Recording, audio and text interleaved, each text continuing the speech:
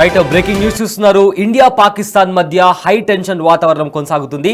అయితే పహల్గామ్ లో జరిగిన ఉగ్ర దాడి తర్వాత టెర్రరిస్టుల స్థావరాల కోసం, అదేవిధంగా వాళ్ళ హైడౌట్స్ ని గుర్తించి జల్లెడ పట్టి మరీ వాళ్ళని పట్టుకునే ప్రయత్నం చేస్తున్నారు భారత బలగాలు.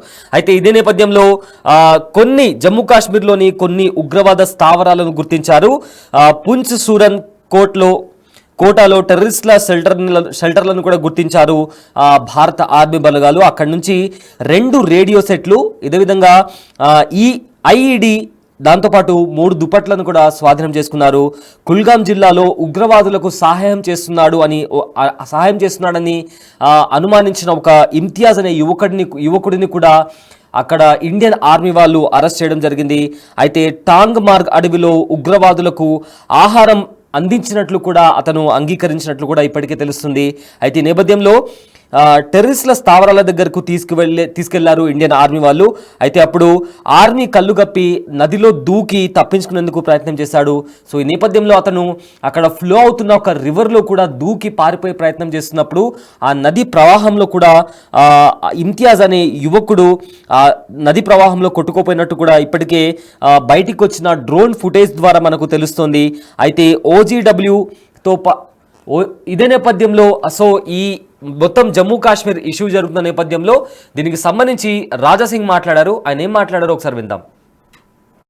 भौतिक स्वरूप की सुरक्षा हमारे वीर सैनिकों ने हमेशा की है। तो वहीं पर दूसरी तरफ भारत के आध्यात्मिक स्वरूप की रक्षा हमारे ऋषियों और मनीषियों ने की है। जहां एक तरफ हमारे सैनिक रणभूमि में लड़ते हैं, तो वहीं दूसरी तरफ हमारे संत जीवन भूमि में लड़ते हैं।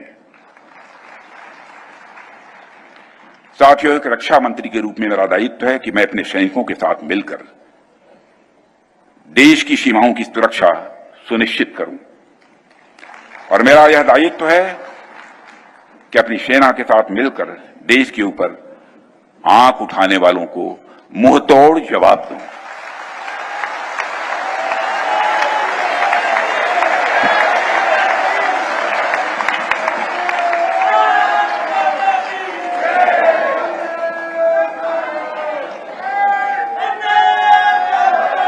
और आप सभी हमारे प्रधानमंत्री नरेंद्र मोदी जी को अच्छी तरह जानते हैं।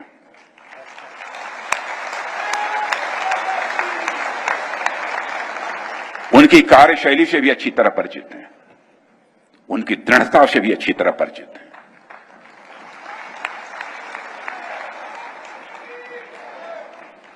जोखिम उठाने का भाव किस तरीके से उन्होंने सीखा है अपने जिंदगी में, उससे भी आप अच्छी तरह समझते हैं।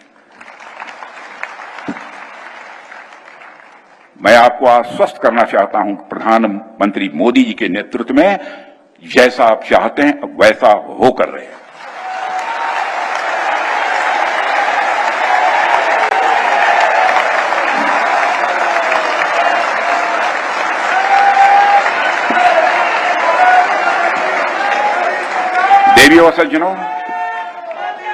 देवियों व सज्जनों,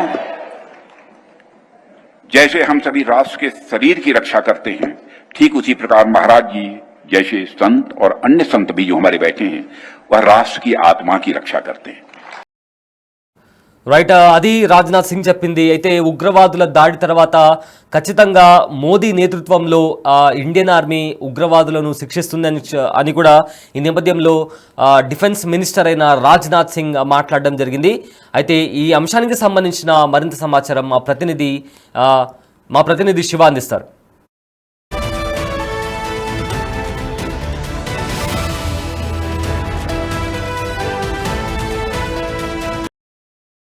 రైట్, మనం శివతో కనెక్ట్ అవుదాం. అయితే దానికంటే ముందు కూడా ఈ అంశానికి సంబంధించి ఇంకా కొన్ని డీటెయిల్స్ కూడా బయటకు వస్తున్నాయి. అయితే పహల్గామ్లో ఉగ్రదాడి జరిగిన తర్వాత ఇండియన్ ఇండియన్ ఆర్మీ వాళ్ళు జమ్మూ కాశ్మీర్లోని కొండ ప్రాంతాలు కావచ్చు లేదా అడవి ప్రాంతాలు కావచ్చు, సో ప్రతి చోట డిజిటల్ ఫుట్ ప్రింట్స్ని, ఎవరైతే ఉగ్రవాదులు ఉన్నారో వాళ్ళ డిజిటల్ ఫుట్ ప్రింట్స్ని కనుక్కొని మరి వాళ్ళను పట్టుకునే ప్రయత్నం చేస్తున్నారు. ఎందుకంటే కూడా ఎన్ఐఏ ఇచ్చిన ఒక రిపోర్ట్ ప్రకారం ఇంకా కూడా ఎవరైతే పహల్గామ్ అటాక్లో ఇన్వాల్వ్ అయి ఉన్నారో ఆ ఉగ్రవాదులు సౌత్ కాశ్మీర్లోని ఒక ఏరియాలో ఇంకా యాక్టివ్గా ఉన్నారు. వాళ్ళ దగ్గర ఫుడ్ కావచ్చు, వెపన్స్ కావచ్చు, చాలా ఉన్నాయి.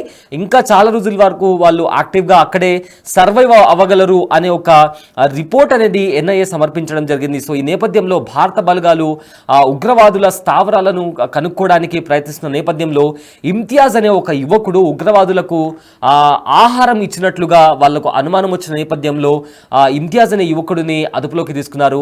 అయితే ఈ నేపథ్యంలో అతన్ని ఇంట్రాగేషన్ చేస్తున్నప్పుడు అవును కొంతమందికి నేను ఆహారం ఇచ్చాను అని కూడా ఇమ్తియాజ్ ఒప్పుకున్నాడు అని కూడా కొన్ని వార్తలు బయటకు వస్తున్నాయి. అయితే ఈ నేపథ్యంలో ఇమ్తియాజ్ని అతడు ఎక్కడైతే వాళ్ళకి ఆహారం అందించాడో ఆ స్పాట్కి తీసుకువెళ్ళడం జరిగింది.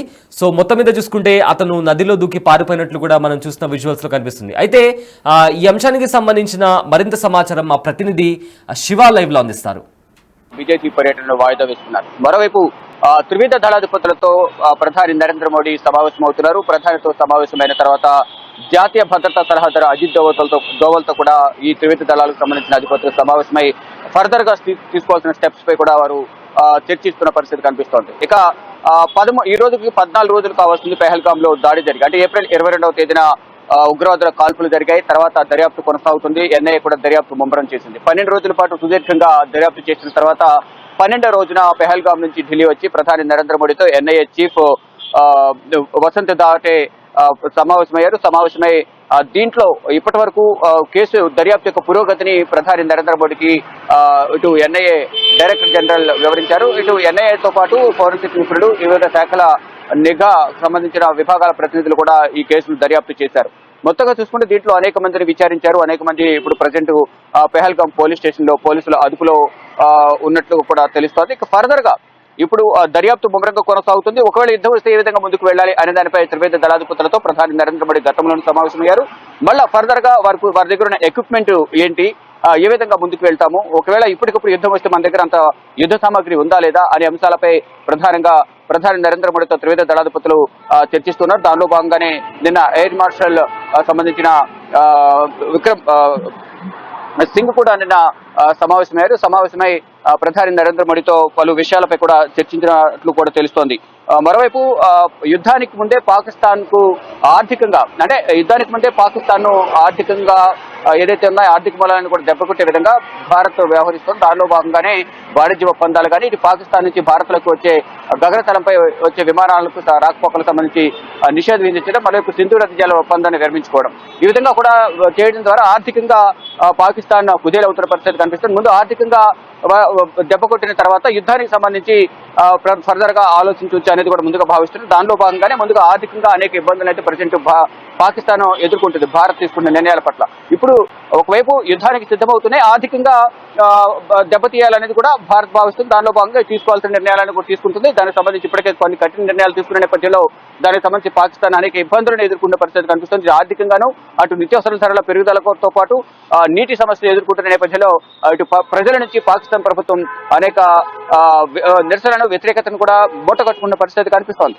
దీనిలో భాగంగానే ఇటు రక్షణ మంత్రి గాని, కేంద్ర హోంశాఖ మంత్రి, మరోవైపు ప్రధాని నరేంద్ర మోడీ కూడా ఏదైతే ఉగ్రదాడులకు దానికి సంబంధించిన కఠిన నిర్ణయాలు తీసుకుంటామో దానికి మాత్రం డెఫినెట్ గా ఏదైతే రిప్లై అనేది గట్టిగా ఉండబోతుంది అనేది కూడా ప్రధానంగా చెప్తున్నారు. ఎట్టి పరిస్థితుల్లోనూ దీనికి సంబంధించి ఏదైతే ఉగ్రదాడి జరిగిందో దానికి ప్రతీకారం తీర్చుకుంటామో అనేది కూడా భారతదేశ వ్యాప్తంగా కూడా ప్రతి పౌరుడు కూడా ఆగ్రహం వ్యక్తం చేస్తున్నారు. దానికి అనుగుణంగానే భారత ప్రభుత్వం కానీ, ఇటు ప్రధాని నరేంద్ర మోడీ, కేంద్ర మంత్రి, రక్షణ శాఖ మంత్రి, అలాగే హోంశాఖ మంత్రి, దానికి సంబంధించిన త్రివిధ దళాధిపతులందరూ కూడా యుద్ధానికి ఎప్పుడైనా సిద్ధమైనట్టు కూడా ఇప్పటికే భారత ప్రభుత్వం త్రివిధ దళాధిపతులకు ఫ్రీ హ్యాండ్ ఇచ్చారు. ఏ నిర్ణయం తీసుకున్నా వారిని ఇంప్లిమెంట్, అంటే జస్ట్ టార్గెట్ అలాగే టైం ఫిక్స్ చేస్తే దానికి అనుగుణంగానే వారికి మేము సహకరిస్తామంటూ కూడా ప్రధాని నరేంద్ర మోడీ ఇప్పటికే ప్రధాని నరేంద్ర మోడీ నివాసంలో తొలి సమావేశం జరిగినప్పుడే ఆయన ప్రధానంగా కొన్ని కీలక వ్యాఖ్యలు చేశారు. ఉగ్రవాదాన్ని తుడిచిపారేస్తాం, ఎవరైతే ఉగ్రదాడులు చేశారో ఉగ్రవాదానికి ప్రోత్సహించిన వారు కానీ ఉగ్రవాదాలకు స్థావరం కల్పించిన ఆశ్రయం ఇచ్చిన ప్రాంతాన్ని కూడా తుడిచి పారేస్తామంటూ కూడా మొదటి నుంచి చెప్తున్నారు. దానికి అనుగుణంగానే కొన్ని కఠిన నిర్ణయాలు తీసుకుంటున్నారు. ఆ నిర్ణయాల ద్వారానే అక్కడ పాకిస్తాన్ ఇబ్బందులు ఎదుర్కొంటుంది. మరొక యుద్ధానికి సంబంధించిన యుద్ధ సామాగ్రి అంతా కూడా సిద్ధం చేసుకున్నారు. దానికి సంబంధించి మాక్ డ్రిల్ కానీ విన్యాసాలు కానీ భారత త్రివిధ దళాలు చేస్తూ ఉన్నాయి.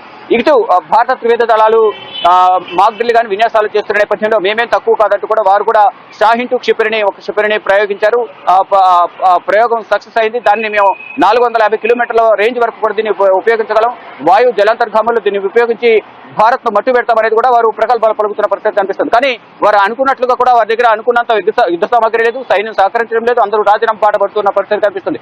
ఈ నేపథ్యంలోనే ప్రస్తుత ప్రధాని షహబాజ్ షరీఫ్ మాజీ ప్రధాని నవాజ్ షరీఫ్ ని కలిశారు. అంటే నవాజ్ షరీఫ్ అలాగే షహబాజ్ షరీఫ్ ఇద్దరు కూడా సోదరులు.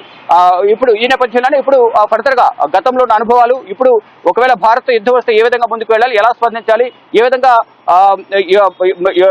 బోర్డర్స్ లో సైన్యాన్ని మోహరించాలనే అంశాలపై తన సోదరుడు నవాజ్ షరీఫ్ సలహాలు తీసుకోవడానికి నిన్న కలిసిన నేపథ్యంలో అందరి మధ్య సుదీర్ఘంగా చర్చ జరిగింది. మరోవైపు గత అనుభవాలు చూసుకుంటే కనుక అంటే ఇప్పుడు సైన్యం అనేది సరిగ్గా సహకరించడం లేదు అనేది కూడా ప్రధానంగా అక్కడ భావిస్తున్నారు. దానిలో భాగంగానే ఇప్పుడు ప్రస్తుత మాజీ ప్రధాని నవాజ్ షరీఫ్ ను కలిసి వారి దగ్గర సలహాలు సూచనలు తీసుకుంటున్నారు. ఇటు భారత్ ను ఏ విధంగా ఎదుర్కోవాలి అనే అంశాలపై ప్రధానంగా చర్చించినట్టుగా కూడా తెలుస్తుంది. మొత్తంగా చూసుకుంటే భారత్ యుద్ధానికి ముందే పాకిస్తాన్ భయపెడుతున్న పరిస్థితి కనిపిస్తుంది. ఈ నేపథ్యంలోనే ఆర్థిక మూలాలని కూడా దెబ్బతింటున్నాయి. ఆర్థికంగా వెనుకబడి ఉంది, ఆర్థికంగా ఇబ్బంది పడుతున్న పరిస్థితి కనిపిస్తుంది. ఇప్పుడు ఏ సమయంలో ఎటు నుంచి భారత్ అటాక్ చేస్తుందనే ఆందోళన, భయం అయితే పాకిస్తాన్ లో కనిపిస్తుందని ప్రధానంగా చెప్పాలి. త్వరలోనే దీనికి సంబంధించిన అధికారిక ప్రకటన అయితే యుద్ధం ఎప్పుడు అనేది కూడా తెలియజేసే అవకాశం ఉంది. త్రివిధ దళాధిపతులతో ప్రధాని నరేంద్ర మోడీ, ఇటు కేంద్ర మంత్రులు ఒకరి తర్వాత ఒకరు సమావేశమై ఫర్దర్ గా తీసుకోవాల్సిన స్టెప్స్ పై కూడా చర్చిస్తూ ఉన్నారు. ప్రసన్న.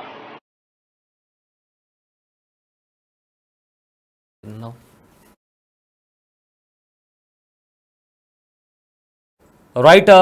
సో ప్రజెంట్ అయితే ఈ పహల్గామ్లో ఉగ్రదాడి జరిగిన తర్వాత ఉగ్రవాదుల స్థావరాలను కనిపెట్టడానికి భారత బలగాలు జల్లెడబడుతున్నాయి.